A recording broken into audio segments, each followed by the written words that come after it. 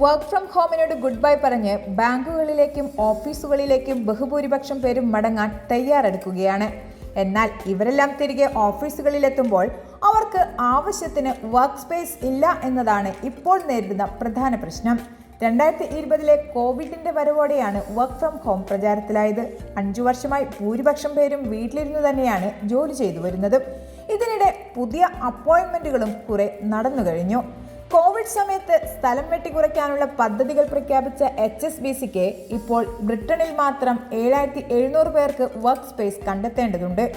ഇതുപോലെ തന്നെയാണ് മിക്ക കമ്പനികളുടെയും അവസ്ഥ. ആ കാലഘട്ടത്തിൽ എല്ലാവരും വർക്ക് ഫ്രം ഹോം ആയതിനാൽ തന്നെ ഓഫീസുകളെല്ലാം കാലിയായിരുന്നു. ഇക്കാരണത്താൽ കെട്ടിടങ്ങളുടെ ഭീമമായ വാടക, കറണ്ട് ബിൽ എന്നിവ ഒഴിവാക്കാൻ ഇടത്തരം കമ്പനികളെല്ലാം വർക്ക് സ്പേസ് വെട്ടിക്കുറയ്ക്കുകയും ചെയ്തു. ഇത്തരം കമ്പനികളും സ്ഥാപനങ്ങളുമാണ് ഇപ്പോൾ വെട്ടിലായിരിക്കുന്നത്.